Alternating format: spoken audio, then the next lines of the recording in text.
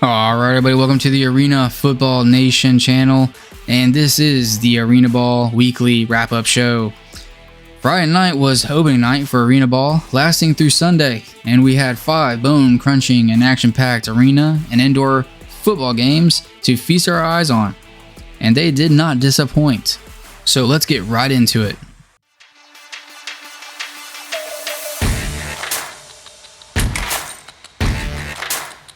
In the Indoor Football League, we had another doubleheader of football action as the Arizona Rattlers on Saturday, March 16th traveled to take on the Northern Arizona Wranglers.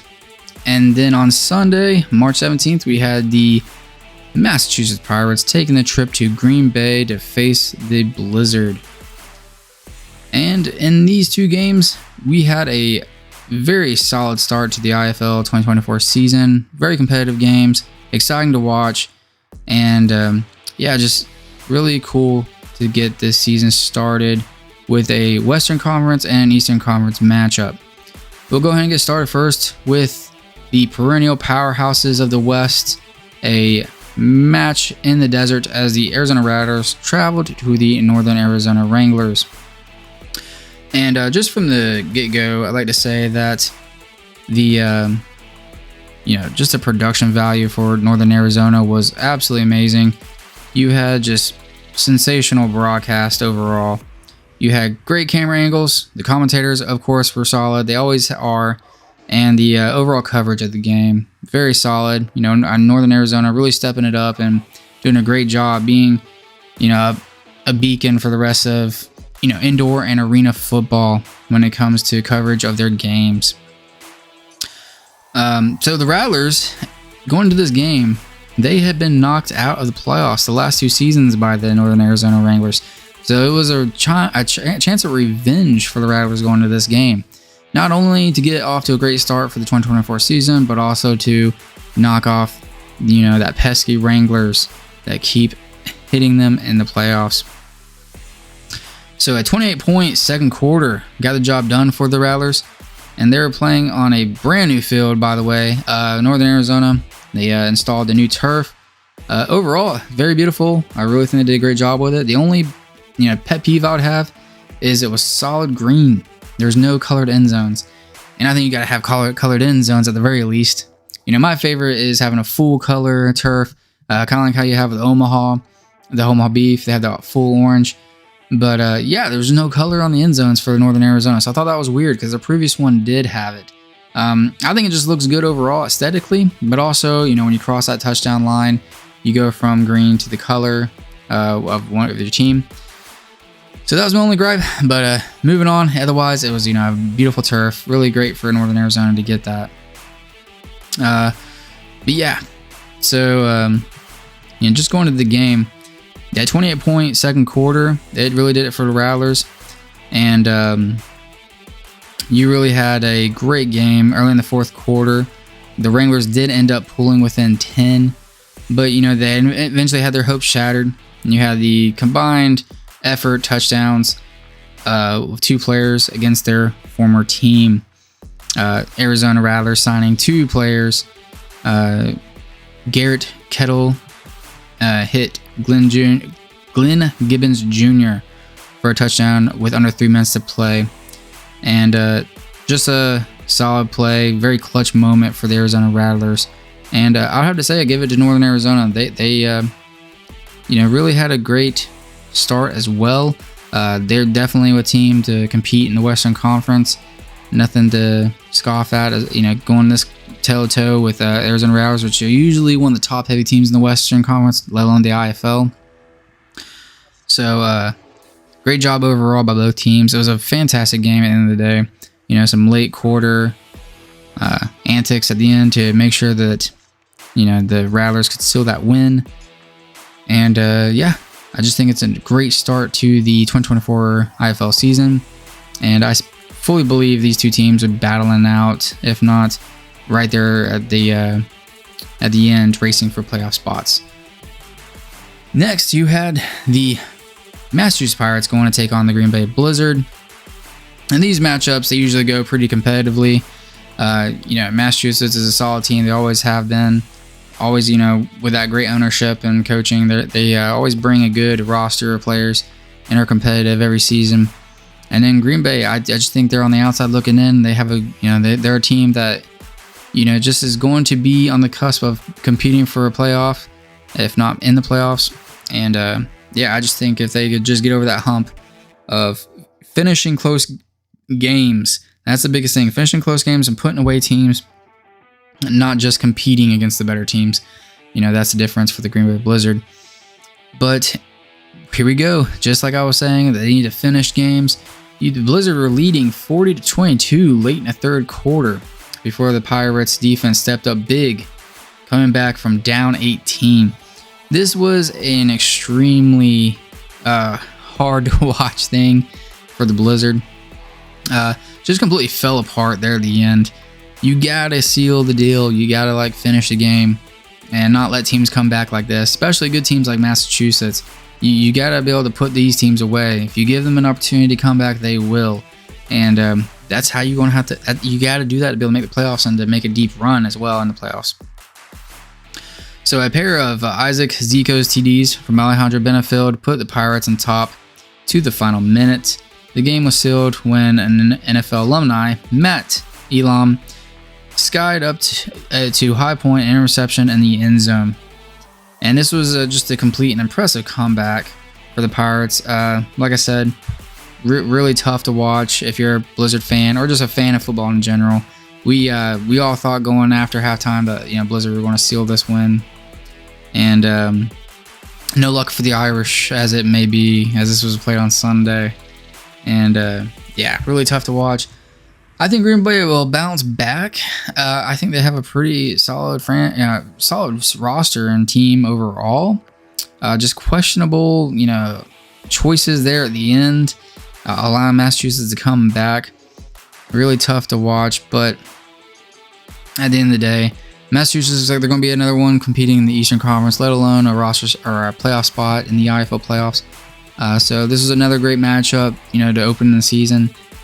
At least it wasn't a snooze fest, right? It was exciting. It had people's eyes, locked on watching this game. So I think they did a great job overall as a game. So that was the only two games going into the opening of this season. Overall, great games, and really excited and looking forward to next week as we have a full slate of games. And it should be a great time. We're going to be having so much football to watch next weekend. Starting off, we'll go ahead and jump. Here we'll have the standings listed just for the heck of it. I just want to throw those standings out at the end of the roundup for the Arenaball weekly wrap-up show, and we'll have that here.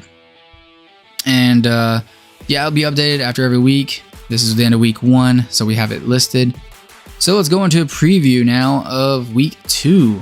On Friday, you're going to have 2 games as the Sioux Falls Storm travel to the Quad City Steamwheelers.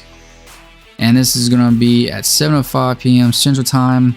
This is going to be another game. A lot of these games that open up the season are really, great competitive matchups to test to see where these teams are going into this season. Storm, always usually a pretty competitive team. Where will they, leave after last season? Will they, continue to be great or step off a little bit? Well, great matchup against Quad City, as they're another team that were pretty competitive and they had a playoff push, in the past. So great matchup there. Then also you have on Friday, March 22nd at 7:30 p.m. Central Time, the Tulsa Oilers taking on the Frisco Fighters. So geography-wise, this is a little bit of a rivalry game. You got Oklahoma versus Texas, and this game usually is pretty good. I know the fans definitely show up for it. I'm going to have maybe some traveling fans from Tulsa.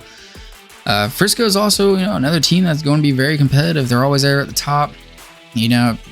Really run the table usually in the regular season, and then they have a fall off in the playoffs. Can they seal the deal and make that deep push in the playoffs? Well, only time will tell. Tulsa, they were expansion franchise last year, so looking to see nothing but good things going up from here for Tulsa. And I really think they're going to bounce back. And overall, they are a solid franchise in the IFL. I think they did a great job with fan support. Their arena looks amazing. Their field looks great. So this should be a great matchup going into Friday night. Then on Saturday, we have on March 23rd, 6:05 p.m. Central Time, the Iowa Barnstormers taking on the Green Bay Blizzard. This is a little bit of a geographical rivalry game. You know, it's two historical franchises. Iowa, this will be their first game, so we're going to see exactly where they're going to go from here, what kind of team they are, and then can Green Bay bounce back from that horrible loss to start the season? It should be a great game overall. I think Iowa is going to be, you know, bouncing back this year as well. They're a solid franchise, so this should be another great game. And then a game I'm really excited for is the Jacksonville Sharks, new boys on the block for the IFL, traveling to take on the Massachusetts Pirates. And even though this is a very far game for Jacksonville and travel-wise, this is actually one of the closer games for the whole league for Jacksonville. So just take that into account when you think about the geography of our league. This should be a great matchup. I mean, Jacksonville and Massachusetts go back as they're both opponents in the NAL. No love lost, right? So great to see them play each other again. One of the matchups I didn't think would ever happen. And you should look to see great things from Jacksonville as they're coming off a championship in the NAL this past year. And Massachusetts is always competing for a championship every year, no matter what league they're in. So this should be a great matchup. Really good to see where Jacksonville is going to be, especially you can see if they can adapt to those IFL, indoor rules, different from the NAL. And Massachusetts, coming off that big late push win against the Blizzard, can they bounce back and be competitive against Jacksonville? So it should be a great game. And that's also going to be at the new arena for Massachusetts Pirates. So look out for that when you check out the game. Yeah, and then that will do it for Saturday. Then on Sunday, we have one game, and that's at 5:05 p.m. Central Time, and that's the Vegas Nighthawks going to the Arizona Rattlers. Once again, you have another arena as the Arizona Rattlers have now moved to the Desert Diamond Arena. And this will be, another great matchup. Where will Vegas be? A lot of these teams haven't played yet. They only had 2 games in the first week, so a lot of questions being answered here. And Arizona's coming off that win against, the scrappy Wranglers team. So this should be another good game, and I fully expect Arizona to win this. I'm putting my money all day on Arizona. So you got a new arena. They usually average 9,000 plus fans, and a lot of question marks for Vegas. We don't really know what we're going to get with them. They were kind of rough last year, so can they turn things around, be competitive here? And what better test to start it off than the Arizona Rattlers, am I right? So really going to see what we're made of there. Then on Monday, in our final game of the week, you have the San Diego Strike Force traveling to the Duke City Gladiators. And this is at 7:05 p.m. This is going to be another solid game. I think this is 2 evenly matched teams. You got a lot of questions for both. What kind of teams are they going to be? San Diego, middle, lower end of the pack for the standings in the previous years. So, I think that, for one, I think this is going to be a great matchup for both teams to start off their 2024 season. And really, really looking forward to seeing what both teams have and what kind of teams they're going to bring into the season. And it'd be great to see one of them or both make a big push into the playoffs this year, as I fully think they're due. All right, everybody, that's the preview for the upcoming week. Thank you for checking out the video.